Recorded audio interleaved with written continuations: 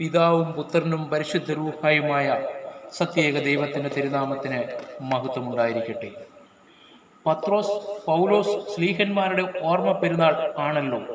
അപ്പോൾ തന്നെ 13 സ്ലീഹന്മാരുടെ ഓർമ്മയായി സ്ലീഹാ നോമ്പും 13 ദിവസത്തെ ആയിരുന്നല്ലോ. കൂടാതെ പെന്തിക്കോസ്തിക്ക് ശേഷം 3-ാമത്തെ ഞായറും. ഇങ്ങനെ 3 പ്രത്യേകതകളുള്ള ഞായറാഴ്ചയാണല്ലോ നാളെ.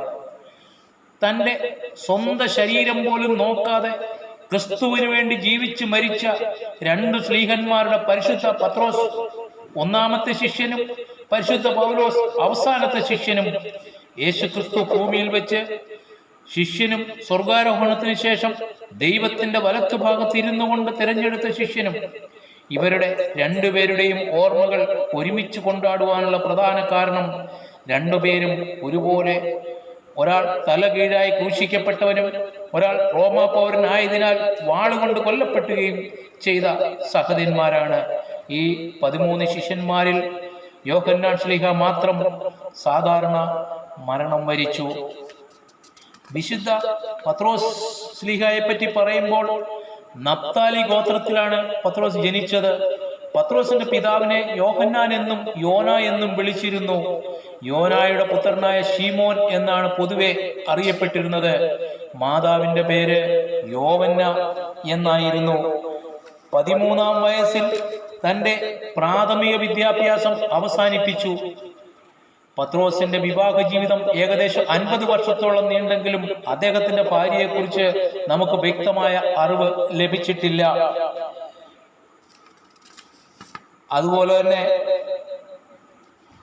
ശിഷ്യന്മാരിൽ ഏറ്റവും കൂടുതൽ യേശുവിനെ ശാസന കേൾക്കുന്നതും പത്രോസ് തന്നെയാണ്.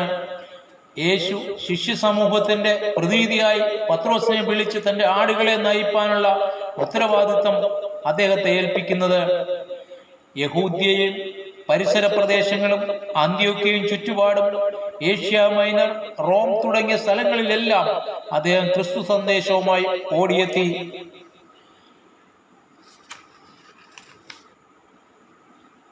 നീറോ ചക്രവർത്തിയുടെ തീരുമാനപ്രകാരം ക്രൂശിൽ തറയ്ക്കപ്പെടുവാൻ വിധിക്കപ്പെട്ട പത്രോസിന് ഒരാഗ്രഹം മാത്രമേ ഉണ്ടായിരുന്നുള്ളൂ. തന്റെ ഗുരുവിന്റെ കാലുകളിൽ ചുംബിക്കുന്ന രീതിയിൽ തലകീഴായി കുരിശിക്കപ്പെടണം. അത് നിറവേറ്റപ്പെട്ടു. വിശുദ്ധ പത്രോസും വിശുദ്ധ പൗലോസും ഒരു ദിവസം വധിക്കപ്പെട്ടു എന്നാണ് വിശ്വസിക്കുന്നത്. AD 67 ജൂൺ മാസം 29-ാം തീയതി അവർ രക്തസാക്ഷികളായെന്നാണ് വിശ്വാസം. പുതിയ നിയമത്തിൽ വിശുദ്ധ പത്രോസിന്റെ നാമത്തിൽ 2 ലേഖനങ്ങളുണ്ട്. അതുപോലെ തന്നെ പത്രോസ് പൗലോസ് സ്ലീഹന്മാരുടെ ഓർമ്മ 29-ാം തീയതിയാണല്ലോ. അതിനുശേഷം വിശുദ്ധ അന്ത്രയോസ് ആദ്യം യോഹന്നാൻ സ്നാപകന്റെ ശിഷ്യനായിരുന്നു. ഗ്രീക്ക് സംസ്കാരത്തിന് സ്വാധീനമുണ്ടായിരുന്ന എബ്രായ മാതാപിതാക്കളാണ് അന്ത്രയോസ് എന്ന ഗ്രീക്ക് നാമം തങ്ങളുടെ മകന് നൽകിയത്. തിബറിയോസ് എന്ന ഗലീല കടൽ തീരത്തുള്ള ബത്സയിദ എന്ന ഗ്രാമത്തിലാണ് അന്ത്രോസ് ജനിച്ചത്. യോഹന്നാൻ മബ്ദാനയുടെ ശിഷ്യത്വം ഉണ്ടായിരുന്നു. പിന്നീട് അന്ത്രയോസിന്റെ സുവിശേഷ വയൽ വളരെ വിസ്തൃതമായിരുന്നു. കപ്പദോക്യ, ബിഥുന്യ, ഗലാത്യ, അഖായ എന്നീ സ്ഥലങ്ങളിൽ അദ്ദേഹം സുവിശേഷം അറിയിച്ചു. റഷ്യയുടെ ചില പ്രദേശങ്ങളിലും അദ്ദേഹം പ്രവർത്തിച്ചുവെന്നാണ് വിശ്വസിക്കപ്പെടുന്നത്. ചരിത്രകാരനായ എവിയോസിയോസിന്റെ അഭിപ്രായത്തിൽ അന്ത്രയോസ് സ്കീനിയായിൽ വെച്ചാണ് രക്തസാക്ഷിത്വം വരിച്ചത്. ക്രൂരനായ ഗവർണർ AD നവംബർ 28-ാം തീയതി അന്ത്രയോസിനെ ക്രൂശിൽ തറച്ചു കൊല്ലുവാൻ കൽപ്പിച്ചു. മശിഹായെ ക്രൂശിച്ചതുപോലെ കുരിശിൽ തൂങ്ങി മരിക്കാൻ തനിക്ക് അർഹതയില്ലാത്തതിനാൽ ഗുണനചിഹ്നത്തിന്റെ ആകൃതിയിലുള്ള ഒരു കുരിശിൽ തന്നെ തൂക്കണമെന്ന് താൻ അപേക്ഷിച്ചു. ഒലിവ് മരം കൊണ്ടുണ്ടാക്കിയ ക്രൂശിലാണ് തന്നെ ക്രൂശിച്ചതെന്ന് ഹിപ്പോളിറ്റസ് എന്ന ചരിത്രകാരൻ പറയുന്നു. പൗരസ്ത്യ സഭയും പാശ്ചാത്യ സഭയും നവംബർ 30-ന് അന്ത്രയോസിന്റെ ഓർമ്മ പെരുന്നാളായി ആചരിക്കുന്നു. പിന്നീട് സെബദിയുടെ പുത്രൻ എന്നറിയപ്പെടുന്ന യാക്കോബ് യേശുവിന്റെ ശിഷ്യന്മാരിൽ യാക്കോബ് എന്ന പേരുകാരായ 2 പേരുണ്ടെങ്കിലും സെബദി പുത്രനും യോഹന്നാന്റെ സഹോദരനുമായ യാക്കോബ് തന്നെയാണ് അവരിൽ പ്രമുഖൻ. യാക്കോബിന്റെ മാതാപിതാക്കൾ സെബദിയും ശലോമിയുമാണ് ചരിത്രവും പാരമ്പര്യവും സാക്ഷ്യപ്പെടുത്തുന്നത്. ശലോമി പരിശുദ്ധ കന്യകമറിയാമിന്റെ സഹോദരിയായിരുന്നുവെന്ന് അനുമാനിക്കപ്പെടുന്നു. ഇടിമുഴക്കത്തിന്റെ പുത്രന്മാർ എന്നാണ് യേശു യാക്കോബിനെയും യോഹന്നാനെയും വിളിച്ചിരുന്നത്. യാക്കോബ് ശ്ലീഹ സ്പെയിനിൽ ക്രിസ്തീയ വിശ്വാസം നട്ടുവളർത്തി എന്നൊരു വിശ്വാസമുണ്ട്. യാക്കോബിനെ വാളിനിരയാക്കി. യാക്കോബിന്റെ രക്തസാക്ഷിത്വം ഹെറോദോസ് അഗ്രിപ്പായുടെ കാലത്തായിരുന്നു. അത് മിക്കവാറും AD 42 സാധ്യത. കാരണം ഹെറോദോസ് മരിക്കുന്നതിനും AD 42 പൗരസ്ത്യ സഭകളുടെ ആരാധനാക്രമങ്ങളിൽ ഏപ്രിൽ 30 പാശ്ചാത്യ സഭയിൽ ജൂലൈ 25 ശ്ലീഹായുടെ ഓർമ്മ പെരുന്നാൾ ആഘോഷിക്കുന്നത്. യോഹന്നാൻ ശ്ലീഹ. യോഹന്നാൻ സെബദിയുടെയും ശലോമിയുടെയും മക്കളായിരുന്നു. യാക്കോബും യോഹന്നാനും യേശു സ്നേഹിച്ച ശിഷ്യൻ, അവന്റെ മാറിൽ ചാരിക്കിടന്നവൻ എന്നീ പ്രത്യേകത യോഹന്നാനുണ്ട്. യോഹന്നാന് കർത്താവ് തന്റെ അമ്മയെ പരമേൽപ്പിക്കുന്നു. റോമിൽ വെച്ച് യോഹന്നാൻ ശ്ലീഹായ്ക്ക് കഠോരമായ പീഡകൾ ഏൽക്കേണ്ടി വന്നു. അവിടെ രക്തസാക്ഷിത്വം വരിക്കാൻ വരെ സാഹചര്യമുണ്ടായി. സഭാപിതാക്കന്മാരായ തെർത്തുല്യനും ജെറോമും സാക്ഷ്യപ്പെടുത്തുന്നുണ്ട്. തിളയ്ക്കുന്ന എണ്ണയിലേക്ക് വറച്ചട്ടിയിലേക്ക് യോഹന്നാൻ എറിയപ്പെട്ടെങ്കിലും താൻ രക്ഷപ്പെട്ടു. AD 98 താൻ സാധാരണ മരണം വരിച്ചു എന്നാണ് പറയപ്പെടുന്നത്. പൗരസ്ത്യ നാടുകളിൽ സെപ്റ്റംബർ 26 ചില സഭകൾ മെയ് 9 ശ്ലീഹായെ ഓർക്കുന്നു. പിന്നീട് ഫിലിപ്പോസ് ശ്ലീഹ. ഫിലിപ്പോസിന്റെ ജന്മനാടായ ബത്സൈദ ജോർദാൻ നദീതീരത്തുള്ള ഒരു ഗ്രാമമായിരുന്നു. ഫിലിപ്പോസ് ഏഷ്യയിലെയും ലിതിയയിലെ വിവിധ ഭാഗങ്ങളിൽ സുവിശേഷം അറിയിച്ചു. ഹിരപ്പോളിസിൽ വെച്ച് ശ്ലീഹ മരണം പ്രാപിച്ചു. AD 90 87 വയസ്സിൽ ഫിലിപ്പോസ് രക്തസാക്ഷി മരണം പ്രാപിച്ചുവെന്ന് ഒരു പാരമ്പര്യം പറയുന്നു. റോമൻ ഗവർണർ ശ്ലീഹായുടെ കാലിന്റെ കണ്ണയിലും തുടയിലും ദ്വാരങ്ങളുണ്ടാക്കി തലകീഴാക്കി തൂക്കിയിട്ട് പീഡിപ്പിച്ചു. അപ്രകാരമാണ് ശ്ലീഹായുടെ അന്ത്യമെന്ന് ഒരു പാരമ്പര്യം പറയുന്നു. പൗരസ്ത്യ സഭകളിൽ നവംബർ 14 ഫിലിപ്പോസ് ശ്ലീഹായെ അനുസ്മരിക്കുന്നത്. എന്നാൽ 1969 മുതൽ മെയ് 3 ഫിലിപ്പോസിന്റെ തിരുനാൾ ലത്തീൻ കത്തോലിക്ക സഭ കൊണ്ടാടുന്നത്. വിശുദ്ധ ബർത്തുൽമായി ശ്ലീഹ ജെറൂഷിലെ രാജാവായ തെന്മായുടെ മകളാണ്. ദാവീദിന്റെ ഒരു ഭാര്യ ബർത്തലോമിയ ആ രാജപരമ്പരയിൽ നിന്നുള്ളവനായിരുന്നുവെന്നും മീൻപിടുത്തക്കാരനായിരുന്നുവെന്നും ലളിത ജീവിതം നയിച്ചിരുന്ന ആളാണെന്നും പണ്ഡിതന്മാർക്ക് അഭിപ്രായമുണ്ട്. നഥാനിയേൽ എന്നും പേരുണ്ടായിരുന്നു. ജനിച്ചു വളർന്നത് ഗലീലായിലെ കാനായിലായിരുന്നു. ബർത്തലോമിയ ഇന്നത്തെ തുർക്കിയുടെ ഭാഗമായ ലെക്കയോണിയയിൽ സുവിശേഷം പ്രസംഗിച്ചുവെന്ന് സഭാപിതാക്കന്മാരായ ജെറോമും ക്രിസോസ്റ്റവും അഭിപ്രായപ്പെടുന്നു. ബർത്തലോമിയയുടെ രക്തസാക്ഷിത്വത്തെ സംബന്ധിച്ച് 2 പാരമ്പര്യമുണ്ട്. ഇന്ത്യയിൽ കല്യാണിൽ രക്തസാക്ഷിത്വം വരിച്ചുവെന്നാണ് പ്രബലമായ ഒരു അഭിപ്രായം. അർമേനിയയിൽ വെച്ചുള്ള രക്തസാക്ഷിത്വത്തിനാണ് 2ാമത് സാധ്യത. ശ്ലീഹ രക്തസാക്ഷിത്വം വരിച്ചത് AD 62 ആഗസ്റ്റ് 24 ശ്ലീഹായെ ക്രൂശിച്ചതെന്ന് കരുതപ്പെടുന്നു. അർമേനിയയിൽ വെച്ച് തൊലി ഉരിച്ച് തല അറുത്ത് കൊല്ലപ്പെട്ടു എന്നും പാരമ്പര്യമുണ്ട്. AD 62 ആഗസ്റ്റ് 24 വധിക്കപ്പെട്ടതിനാൽ പൗരസ്ത്യ സഭ ആഗസ്റ്റ് 24 ശ്ലീഹായുടെ ഓർമ്മ കൊണ്ടാടുന്നു. അടുത്തത് വിശുദ്ധ തോമാസ് ലീഹ ഗലീലക്കാരനായിരുന്നു. ഇന്ത്യയിലെ ഗോണ്ടഫോറസ് രാജാവിന്റെ കൊട്ടാരം പണിക്കുള്ള ശില്പിയായി അബ്ബാനീസ് എന്ന കച്ചവടക്കാരനോടൊപ്പം മാർത്തോമാസ് ലീഹ ഇന്ത്യയിൽ എത്തി എന്നാണ്. AD 52 തോമാസ് ലീഹ കേരളത്തിന്റെ തുറമുഖമായ കൊടുങ്ങല്ലൂരിൽ വന്നിറങ്ങി. മലങ്കരയിൽ അദ്ദേഹം കൊല്ലം, കൊടുങ്ങല്ലൂർ, പാലൂർ, പറവൂർ, ഗോക്കമംഗലം, ചായൽ, നിരണം എന്നീ 7 സ്ഥലങ്ങളിൽ പള്ളികൾ സ്ഥാപിക്കുവാൻ തക്കവണ്ണം ഫലപ്രദമായ സുവിശേഷ പ്രവർത്തനം നടത്തി. കൂടാതെ പകലോമറ്റം, ശങ്കരപുരി, കള്ളി, കാളിയങ്കൽ എന്നീ ബ്രാഹ്മണ കുടുംബത്തിൽ നിന്നും ക്രിസ്ത്യാനികളായവരിൽ ചിലരെ പുരോഹിതന്മാരായി നിയമിച്ചും. മതഭ്രാന്തരായ ക്രൈസ്തവ വിരോധികൾ അദ്ദേഹത്തെ കുന്തം കൊണ്ട് കുത്തി. ശ്ലീഹ പ്രാർത്ഥിച്ചു കൊണ്ടിരിക്കുമ്പോഴാണ് അവർ അപ്രകാരം ചെയ്തത്. കുന്തമേറ്റത് AD 72 ഡിസംബർ 18-ാം തീയതിയാണെന്നും എന്നാൽ അദ്ദേഹം മരിച്ചത് ഡിസംബർ 21-ാം തീയതിയാണെന്നും ഒരു പാരമ്പര്യമുണ്ട്.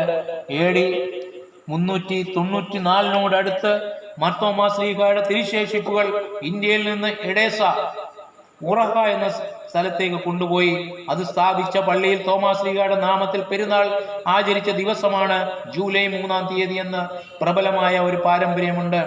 അതിന്റെ ഒരു അംശം 1965-ൽ മോറാൻമാർ ബസേലിയോസ് ഔഗേൻ പ്രഥമൻ കാതോലിക്കായെ അന്നത്തെ പാത്രിയർക്കീസ് ആയിരുന്ന മോറാൻമാർ ഇഗ്നാത്തിയോസ് യാക്കോബ് തൃതീയൻ ഏൽപ്പിക്കുകയും മലങ്കരയിലേക്ക് കൊണ്ടുവന്ന് കോട്ടയം ദേവലോകം അരമനപ്പള്ളിയിൽ പ്രതിഷ്ഠിക്കുകയും ചെയ്തു. പൗരസ്ത്യ സുറിയാനി സഭകളിലും ലത്തീൻ സഭകളിലും തോമാസ് ശ്ലീഹായുടെ ദുക്രോനോ അഥവാ സ്മരണ കൊണ്ടാടുന്നത് ജൂലൈ 3-ാം തീയതിയാണ്. ഗ്രീക്ക് സഭയിൽ ഒക്ടോബർ 6-നും ചില ആംഗ്ലിക്കൻ സഭകളിൽ ഡിസംബർ 21-നും തോമാസ് ശ്ലീഹായെ അനുസ്മരിക്കുന്നു. പിന്നീട് വിശുദ്ധ മത്തായി ശ്ലീഹ, മത്തായി ചുങ്കം പിരിക്കുന്ന സ്ഥലത്തിരിക്കുന്നത് യേശു കണ്ടു, എന്നെ അനുഗമിക്ക എന്ന് യേശുവിനോട് പറഞ്ഞു. മർക്കോസിന്റെ സുവിശേഷത്തിൽ ഇപ്രകാരം രേഖപ്പെടുത്തിയിരിക്കുന്നു: അവൻ കടന്നു പോകുമ്പോൾ അൽപ്പായുടെ പുത്രനായ ലേവി ചുങ്കസ്ഥലത്തിരിക്കുന്നത് കണ്ടു. എന്നാൽ ലൂക്കോസ് ചുങ്കക്കാരനായ ലേവി എന്നാണ് എഴുതിയിരിക്കുന്നത്. ലേവിയും മത്തായും ഒരു വ്യക്തി തന്നെയാണ് എന്നാണ് നമുക്ക് ബൈബിളിൽ നിന്ന് മനസ്സിലാക്കാൻ സാധിക്കുന്നത്.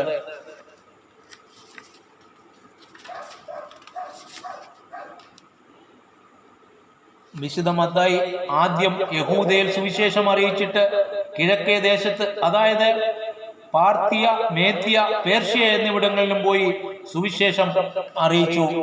പേർഷ്യയിലെ താര്യം എന്ന പട്ടണത്തിൽ വെച്ചാണ് മരണമടഞ്ഞത് എന്ന് പറയപ്പെടുന്നു. എന്നാൽ ശ്ലീഹ പൊന്തോസിൽ വെച്ച് സഹനങ്ങൾ സ്വീകരിച്ച് മരിച്ചു എന്ന് ചില രേഖകളിൽ കാണുന്നു. ഡൊമീഷ്യൻ ചക്രവർത്തിയുടെ കാലത്താണ് മത്തായി മരിച്ചതെന്ന പാരമ്പര്യമുണ്ട്. AD 90-നോടടുത്തായിരുന്നു മരണമെന്ന് ചരിത്ര പണ്ഡിതർ പറയുന്നുണ്ട്.